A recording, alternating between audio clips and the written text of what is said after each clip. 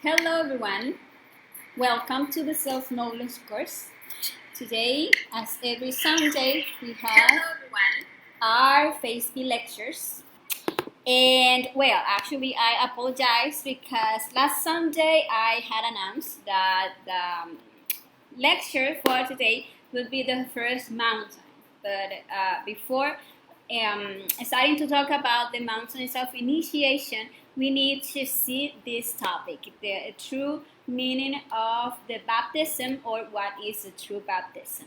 So today we're going to see this topic, and next Sunday we are going to start seeing the mountains of initiation, the first mountain, the next Sunday after that, the second and the third, and so on.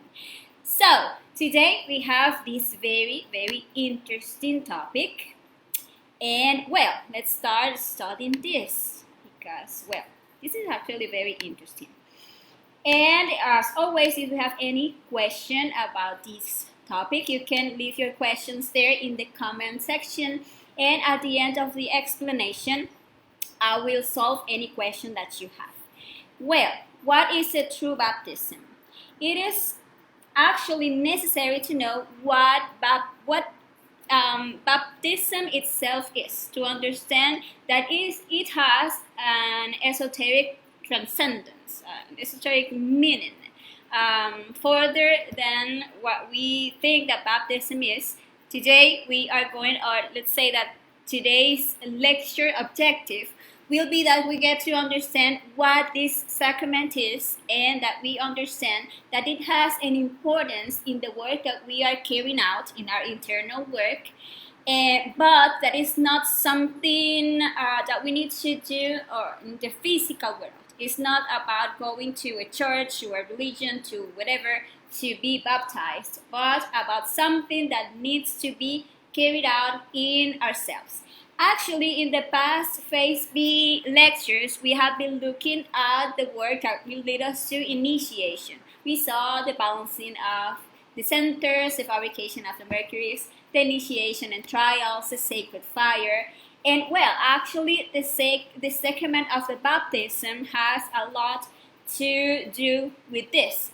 We need to know that this sacrament is associated with that of marriage, but that this baptism is not something that only belongs, let's say, to Christianity. Actually, in every culture, in every religious wave or spiritual current, there is a ritual that is like the baptism.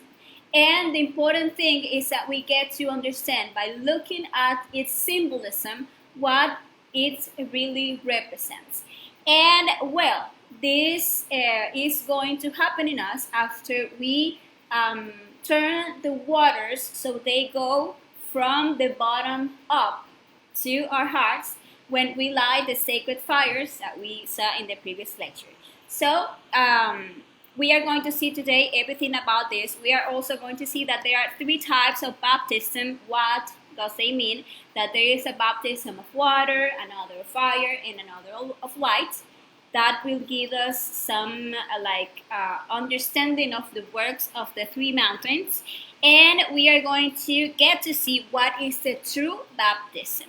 So let's start with today's topic. And well, here we go. The first thing that we need to study is the difference between the exoteric or public baptism and the esoteric baptism, or the secret one or the hidden one. Because we are going to see that this esoteric baptism that the exoteric baptism, the one that is lived externally in public, is just a symbolism of something that internally has a very important meaning in relation to our initiatory path.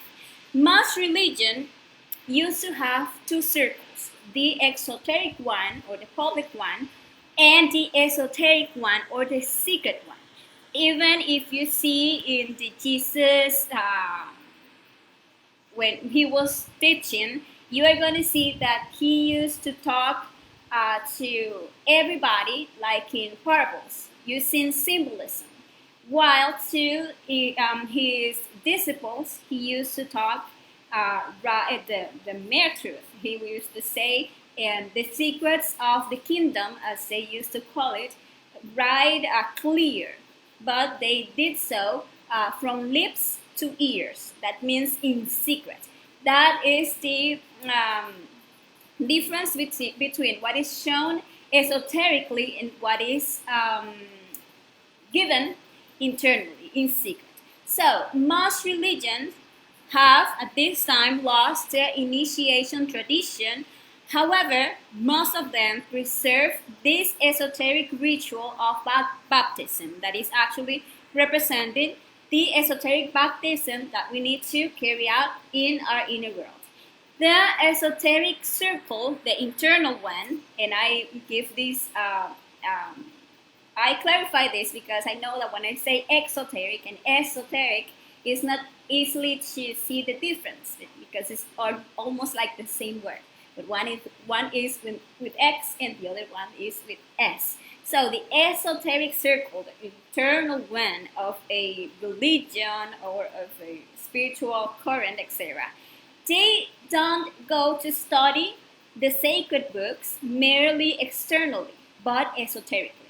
Because all the sacred books also have like an exoteric and an esoteric teaching. If you read any of the sacred books that exist in the millions of religions, you read them and you see all those symbolism and you take it just like that, like as it is, like this.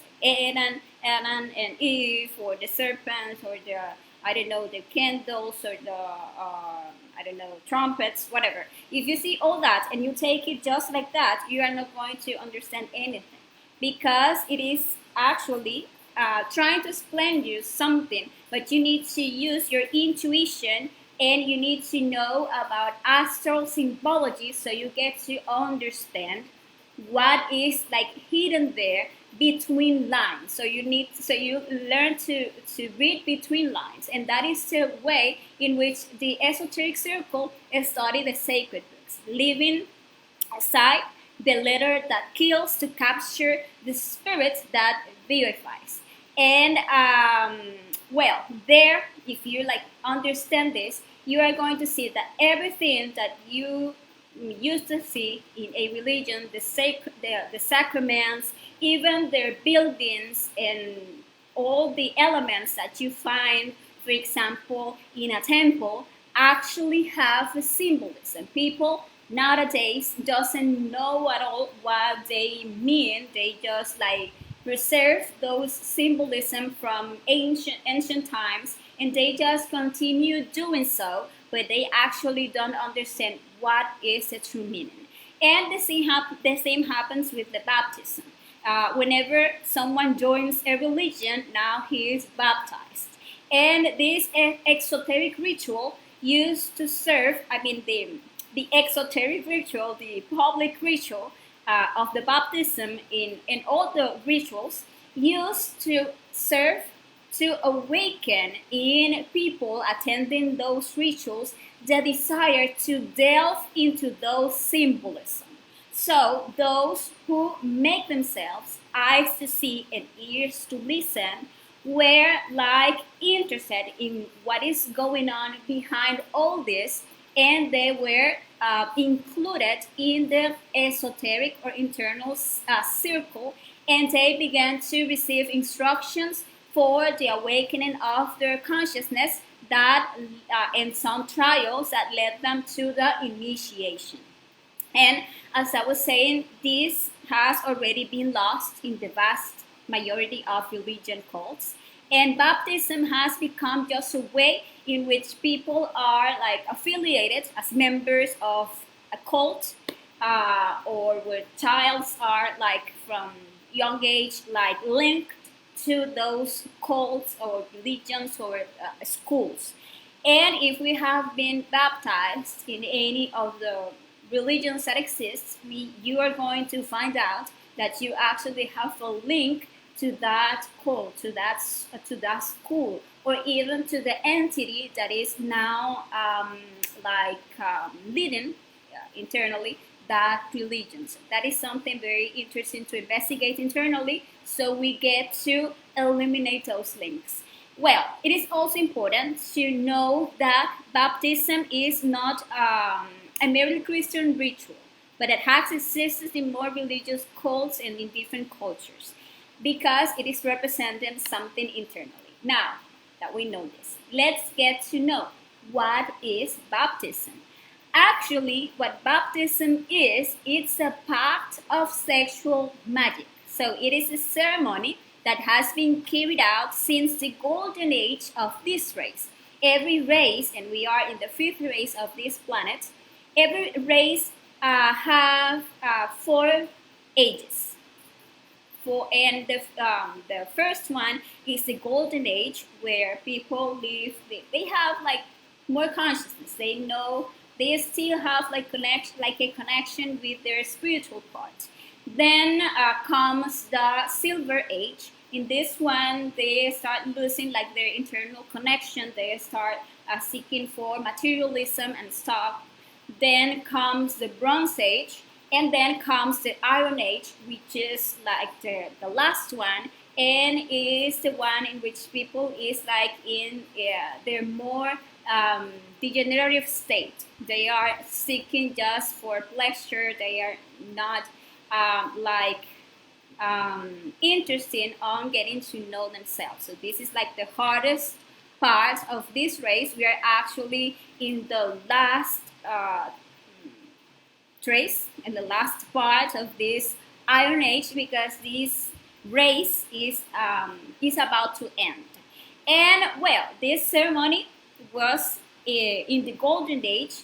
It was a ceremony in which the parents of this child that was about to be baptized, they knew very well the secrets of the sexual transmutation because they were initiated, and they committed themselves through this ceremony to transmit to their son or to the daughter the knowledge of sexual magic, to guide him so that he or she would understand the value of the sexual energy as he grew, and prepare their kid, let's say, to have all the information, so when he grow up, he practices sexual magic and become an initiate of the White Lodge. This is a true hidden symbolism behind this rite, but currently that symbolism has been lost, although they are still like the stitch, like in the hidden symbology that we are going to study now.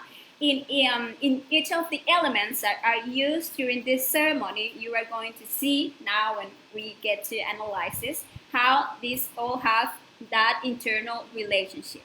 And well, just as there is an external baptism, there is an internal baptism. That is that internally in our inner world, in the astral plane, when we get to, when we do the work to be baptized, we are going to live that internal ritual, that internal ceremony. And well, if later, if when this child have grown up or already an adult, complies with the pact, this pact will have served him. But if he doesn't fulfill the pact, he will fail. It doesn't matter that he received the sacrament in the physical world. He must do it a reality in his inner world by getting married and starting making a wise use of these waters of life, taking them to his head, because the salvation of the human being is in sex, and it is in the spinal cord. Well, now let's see this symbology. Certainly, we find this baptism ceremony where the child is taken to a church. Almost all religions have this ritual. And they pour water on his head. And the child there is making a pact with God.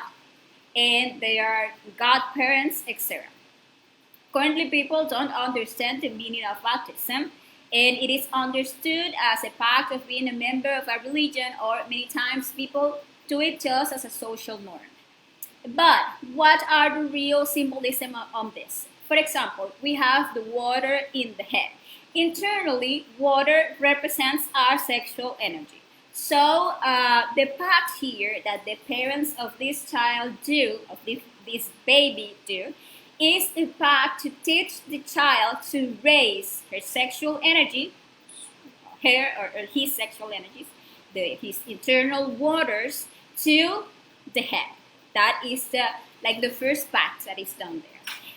There you find in the baptism that stone, that baptismal font, and it is representing our sexual glands, because inside of those glands is where we find the waters of life, right? Like in the baptismal font, we find these baptismal waters. So the mercury of the alchemist that we have taught in the previous Facebook lectures, which are our waters of life, is what is going on here. Taking the water from your sexual glands, that is your baptismal font, and channel it through your spine to your head to get baptized. Well, another symbolism, the sperm. Sperm is a name where these candles formerly was known with this name sperm, and the sacred sperm actually represent that, the sacred sperm or semen that is condensing inside of the spinal cord. I mean, when you take your energy, when you make it ascend through your spine, this energy start like being condensed in every of the 33 vertebrae of the spinal column, and there you are like forming that candle, that sperm. And you see that the candle inside has a thread, and that thread represents the nadi shitra, that little channel that we explained in previous lectures, that is there in the middle of the spinal cord, where the sacred fire of the kundalini rises. And well, the fire in that sperm represents the sulfur. The sulfur are the essences released through the psychological death. It represents the sacred fire, and that sulfur is what fertilizes the mercury, and it is turned into those seminal vapors that rise and condense that sperm in the spinal cord, while we take it to the brain. So with this, they by carrying this sperm or this candle, the parents of this kid, of this baby, were promising to teach him to practice the psychological death, to teach him to rescue the fire. This candle needs to be all the time on during the ceremony, and they are making that internal pact to teach this kid the psychological death. So he start liberating his fire that is currently trapped within the ego. In the baptism, you also find the baptismal salt, which is hardly used anymore, although it is still used in many religions, as they put salt in the mouth of the baby. The salt, as we know, represents the sacrifice for humanity, because the sacrifice for humanity gives us the merits of the heart so that the energy ascends. So with putting this salt, these parents were promising to teach this kid the importance of the sacrifice for humanity. And you see that this salt is put it in the mouth, because they are there you see the need to use the verb to spread the teaching, to communicate knowledge to others. So that is the third pact. And well, in a baptism, you also find the oil or the baptismal oils that are put on the head at the end of the baptism, and it is representing the mixture of the mercury, the sulfur, and the salt that results in the vitriol that will awaken the kundalini, so it rises through the nadi shitra. So we see that this ritual actually synthesize what the parents agreed to teach the children and the pact that the same children, or child later had to make and fulfill in the internal world. And all this esoteric symbolism has now been lost, as we only see the vestige that have remained in some religions, and that people don't even know what this means. Now, what then are the steps to carry out the esoteric baptism? I mean, the internal baptism. Well, in the Golden Age, first the parents had to teach the children from very young, the secrets of the sexual magic. Teach the children not to masturbate, not to fornicate, to make a wise use of his energy, and to get to understand its importance and its transcendence. Teach them to eliminate his psychological defects, to free the fire, the essences trapped in the ego. And when he grew up, they helped him to join with his partner. Because as they had like a direct contact with their being, they already knew in advance who would be the partner, that is designated to begin to do this work. And actually from here comes already distorted tradition that the parents choose the partner for their daughters or sons, etc. But actually this is something that formally had to do with our internal parents. And if the parents were absent for some reason, the child had been entrusted in that baptism with godparents who would like supplant the parents and will do this work of teaching the child all these mysteries, all these initiatic mysteries. Well, and upon reaching the appropriate age, then the child, now an adult, joined their partner, consuming the sacrament of the marriage, and making their vows of fidelity, chastity, and love. And when the first sexual practice occurs, then the marriage pact is consummated. And when one is sexually united with a person, we are married with that person. And I clarify this because we can think that getting married is going to a church and making the pact, or going to a civil court and signing some papers that says that we are married. Actually, no. The marriage or the matrimony means the union with the matrix. And the matrix is like in Latin and also in a Spanish word for the womb. It's the matriz, really. And that is the matrimony. Actually, when you have sex with someone, you are getting married internally with that person. That is important that we know. And once the marriage takes place, then the person begins to do the work to dominate his internal waters, to work, on all the internal aspects through the psychological death, so that there are no sexual faults, and that the energy begins to rise in a process that is called turning the waters, that actually each person will experience internally. When you do this work of eliminating your fornicating self, and you start uniting sexually with your partner and making this work of making your internal waters ascend in the astral, very probably you're going to live this, you're going to see this symbolism. You can see, for example, a waterfall, that the water tends to go from up down. And in that astral experience, you can see the water going up from the bottom up. Or you can see in any other way, but you are going to see that symbolism of the turning the waters, going up. And actually, that is what needs to be lived, or that is how this was experienced in the Golden Age. But actually, right now, we are in this Iron Age.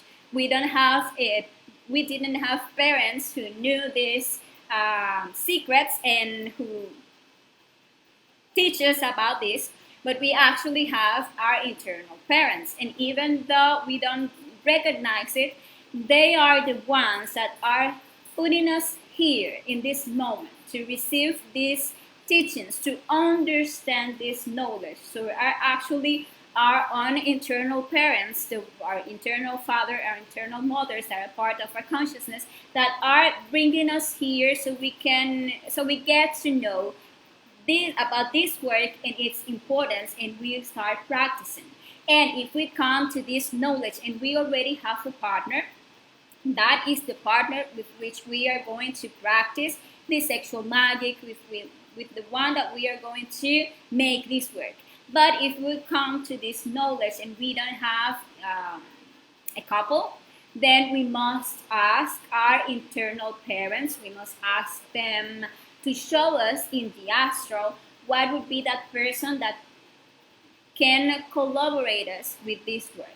That person who is interested in understanding this knowledge and practicing it. And you are going to be shown, first you're going to be, they are going to ask you to eliminate some defects. That is like the most common thing. Or to do also certain work of sacrifice or humanity for you to get the merits to have a good couple, you know. And if you do that work that your internal parents are going to be showing you, then they are going to show you, who is that person to work with. And well, when we have this, when we already make our waters, we turn our waters up, and we make the work to turn our mercury from black to white, from yellow, then from white to yellow, then from yellow to red, then we are going to enter the path of the initiation. And as we saw in the lecture where we talk about the initiation and trials, the person who is like undergoing this process of purification of his waters will be put to a trial of fire. That if he managed to pass it, they internally are going to give him a sword, a small sword. That indicates that the person is already an initiate, that has already that the sacred fire has been lit in his spine, and from that moment and on, all the energy that person makes ascend through his spine in the practice of the suprasexuality will start condensing vertebra by vertebra until at one point it reaches like this point between the eyebrows. I explain. Every time after you turn the sacred fire of the Kundalini, every time you go and practice suprasex, the energy, you're going to make it ascend, but it is going like to start, you make it ascend. It is here like awakened by your father, your internal mother, and this energy start like condensing in each one of the vertebrae of your spinal column. And the first work will be to regenerate the physical body, but it's something important to know that the regeneration of the physical body and the vital body like starts at the same time, because there is like an intimate relationship between these two bodies, since the vital body is like the energy of the physical body.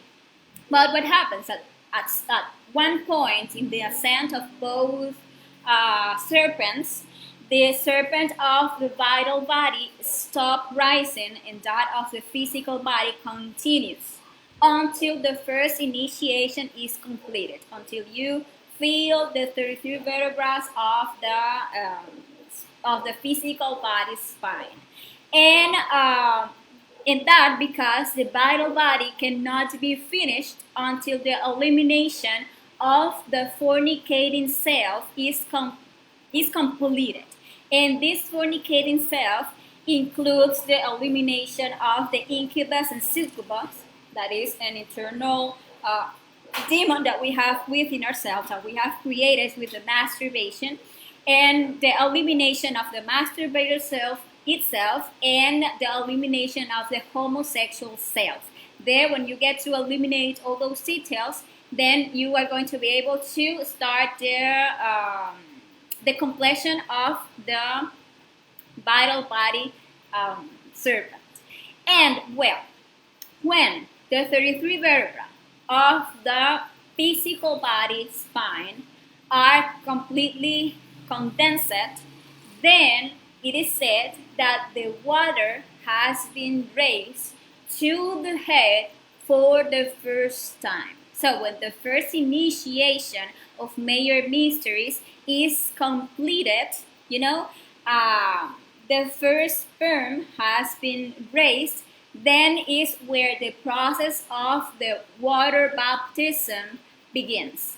And this is not a process of one night. Even though internally you're going to be attending to a ceremony, it is not a process that ends in one night, but rather it is a whole process that begins with the culmination of the first initiation or the initiation of the physical body, and that is going to end when we manage to finish the second initiation or the initiation of the of the solar vital body.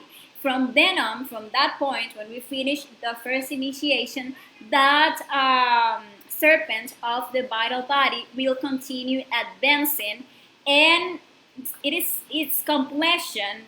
It's going to take like the same as it took to make the whole first initiation, because to complete that initiation we need to make the elimination of the fornicating ego, and it actually like needs a whole process of studying this self and eliminating each one of the details. So it takes it takes time. And well, every understanding that we have in this defect is going to allow us to continue moving up in the spine of the vital body. Well, there, when you finish the second initiation, the baptism of water is completed. Now, something important to see here, you can see like this symbol. It's like a T with a circle there. Oh, whatever. And that symbolism is the what is the name of this? The T. Let me remember. It is known as the Ankh cross, but it's also known as the Tau cross. And you can commonly see that symbol in the Egyptian paintings or sculptures, and this is actually a symbolism of the chastity, because there you have, when you are baptized, then the spirit, which is the circle, has dominated the sex, which is the cross. And there are other ways in which this one is represented. For example, the Templaries used to have their Tau cross, and it was like a cross, like very beautiful. You are going to receive your own cross, and it can be this, like this, or you can be in another way. But the thing is that internally, when you get to start the baptism, you're going to receive this cross. And this cross, what it's saying is that your waters have rise to this point, and that now the spirits have power over the sex. Well, when we get to complete the second initiation, there we are like we are receiving another sacrament. I mean, the baptism is completed, and there we are receiving another sacrament, which is the sacrament of the confirmation. And the confirmation actually says that we are now confirming the pact, that now we are going to make a pact to be baptized again, but now with fire. And that pact will imply to fulfill the whole first mountain, to take the direct path, and to become a crucified. But well, as Dante Alighieri taught, all of us who have not yet received the waters of baptism live in limbo. And what is limbo? Limbo is actually the second dimension, and it is like the first one of the 9 dental circles. So what this means is that in our current state, we are living in the infra dimensions. Our psychology is not here in this third dimension. Even though our physical body is here, our psychology, our consciousness is in the infra dimensions. We are actually living in the limbo, in those internal darkness, until we manage to be baptized. Once we are baptized, our consciousness is rescued from limbo. We get out from limbo and we start like living eternally with this as this physical body. Our consciousness start living here in the earth surface. That is something very interesting to experience, because before baptism, let me see if before is the word, after, before, yeah, before baptism, you are going to experience that is very hard, that you have to do a great war with yourself to stay in the here and now, to be in that self-observation state, which is the one in which we must live, to be present. You have to be all the time like fighting with yourself, eliminating all your defects, so you can get yourself like here, because all the time your ego is like falling you asleep. All the time you are just interested in the things of the personality, in what is going on with you, with your image. So your consciousness is not here, is all the time in other place, that is actually in limbo. But when we get to this point, we experience how it is like easier to stay in the here and now. So this work start being like more, how can I say that? More, okay, it is easier to stay in the here and now. That is all that I'm going to say. And well, there are another sacraments that we need to fulfill. And as we continue doing the work of the three factors, practicing psychological death, practicing the sutra sex, and practicing the sacrifice for humanity, we actually, while advancing in the first mountain on initiation, we are going to be fulfilling the creation of the astral body after we regenerate the vital body. And when we do so, we are going to internally receive the sacrament of the reconciliation. We are going to reconcile again with our own being. Allow me just a moment to connect this computer.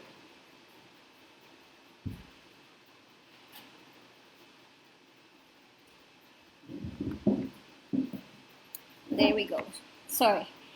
And well, when we finish the creation of the mental body, internally we are going to receive the sacrament of the Eucharist. And you see that in the mental body is where we receive the wisdom of our Father. Internally, the bread represents the wisdom. That is why the sacrament is where you receive like this bread that represents the wisdom of your Father, and that it has a relationship with the creation of the mental body. With the creation of the causal body, you are going to receive the sacrament of the Holy Order. That means that you are going to receive like the priesthood. And this is like, that the causal body has its seat here in this point in the larynx. So from then on, you will have like this power on the verb. So when you teach, you can reach the consciousness of those who listen to you, because you are already internally a priest or a priestess. And well, this is something that is lived internally. And when we complete the creation of these bodies, and we already have a human soul, and we join our Buddhic body, which is our divine soul, we are going there to experience or to live internally that sacrament of the matrimony, which is the perfect matrimony, the union of the human and the divine. And from this union is going to be born our inner Christ. And you know that the Christ is the one that comes to do all the work of the second mountain, which is the work in which this fire of fires is going to end, to eliminate, to kill all of the ego. So it is known as die in oneself. So the Christ comes, so we die in ourselves. So there we are going to receive the last sacrament, which is the anointing of the sick, also known as the extreme unction. And it is like a liturgical process in which a priest signed, with sacred oil, someone that is sick or that is in danger of death. And this ritual, this sacrament actually has a relationship with that process, with the process of the starting of the second mountain. And well, after you fulfill your whole first mountain and you live all these internal sacraments, it is something that you are going to live internally, then we need to live the baptism of fire. So once a person passes to the second mountain, the Christ now must create the bodies of gold. And well, when we manage to create our physical body, of our gold physical body and our gold vital body, there we are going to live internally the baptism of fire. You know that John the Baptist said that he baptized with water, but that after him another would come who would baptize with the fire and the Spirit, that is the Christ. And there you see its meaning, because now in the second mountain the Christ is already born and is the one that is going to make this baptized or live this baptized internally. So you see that John used to say, I indeed baptize you in water, but one mightier than I is coming, whose shoe strap I'm not worthy to unloose. He will baptize you with the Holy Spirit and fire. So internally we are going to live this ceremony. Internally we are going to live this whole process of the baptism of fire. Internally they are going to put us in the Jordan River. And also internally is going to be lived that of the beheading of John, the decapitation of John. And John represents the old man, the man of the first mountain. So now we are developing is our internal Christ. And as soon as this baptism is received, the Christ must go down to the infra dimensions of the planet to eliminate all of our hidden moon, all of the elimination of all the ego that is still remaining. And this work that the Christ must do in the infra dimension are also represented in the labors of Hercules, because Hercules is representing actually the internal Christ. And you see that Hercules have to do 12 works, and the first 9 works of Hercules are going to be lived in the second mountain, and the last 3 works of the Hercules are going to be lived in the third mountain. And well, in the entire process of the second mountain, the entire process of the elimination of the ego will take place. And the process, we are going to live internally the process of crucifixion, of death, and of resurrection. Because we are going to be born again once we have eliminated all of the ego. We are going to experience the second birth, which is to be born again without a trace of the ego, totally cleaned and having become an immortal being. But now we need to create the bodies of light, and this has a total relationship with the last baptism, which is the baptism of light. So there are bodies that needs to be created in order to our being, our Father, can penetrate in us. Because, for example, in the first mountain we created the solar bodies, but in the second mountain we had to create the bodies of gold. Why? Because the the voltage, the power of the Christ was so strong. So that is the word that I find, so strong, that if he penetrates on those solar bodies, they are going to be, they were destroyed immediately. But when we get to create the bodies of gold, then the Christ can incarnate in us because they are like pure enough so they can handle that strong, that powerful force that is the Christ.